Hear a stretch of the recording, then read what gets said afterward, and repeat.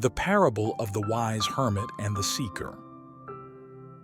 In a land far away, nestled between lush mountains and serene rivers, there lived a wise hermit named Asher.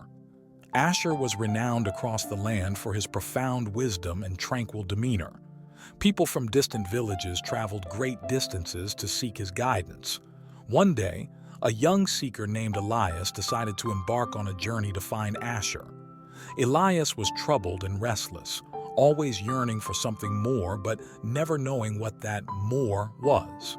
He had heard tales of Asher's wisdom and believed that the hermit could provide the answers he sought. After weeks of arduous travel, Elias finally reached the hermit's humble abode, a small hut surrounded by an enchanting garden.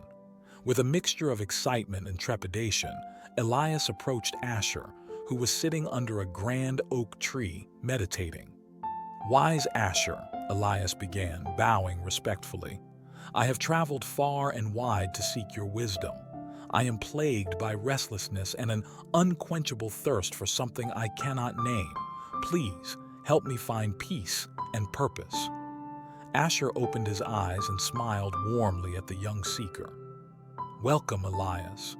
I can see that your heart is troubled. Before we begin, let us take a walk through the garden."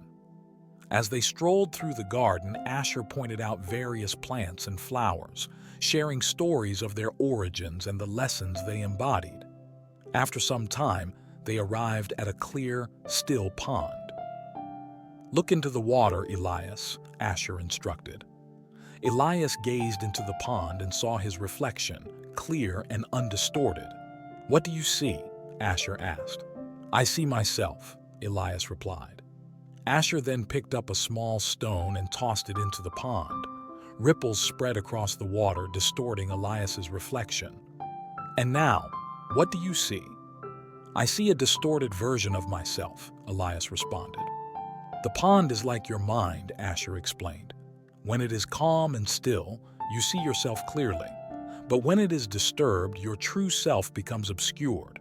To find the peace and purpose you seek, you must learn to still the waters of your mind." Elias listened intently, realizing the truth in Asher's words. "But how do I still my mind?" he asked earnestly. Asher smiled and led Elias to a quiet spot beneath a cherry blossom tree. "Sit here, and I will tell you a story." Elias sat down, eager to absorb the hermit's wisdom. Once, there was a farmer who had a small plot of land.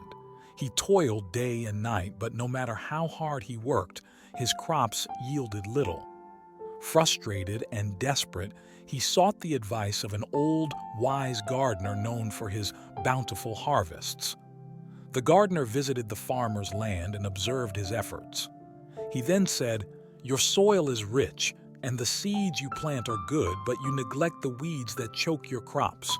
You must tend to your field with patience and care, removing the weeds and allowing your plants to flourish." The farmer took the gardener's advice to heart. He spent time each day carefully removing the weeds and nurturing his crops.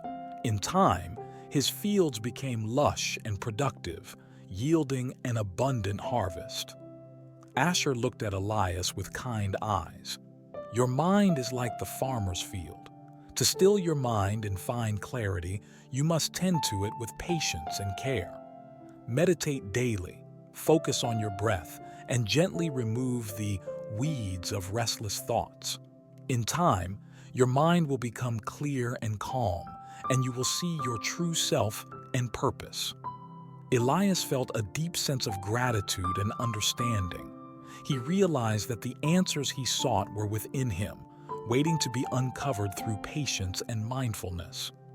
"Thank you, wise Asher," Elias said with a bowed head. "I will follow your guidance and tend to my mind as the farmer tended to his field." Asher nodded approvingly. "Remember, Elias, the journey to inner peace and purpose is a continuous one. Be gentle with yourself and trust in the process." With a heart full of hope and a newfound sense of direction, Elias left the hermit's abode, ready to embark on his journey of self-discovery and mindfulness.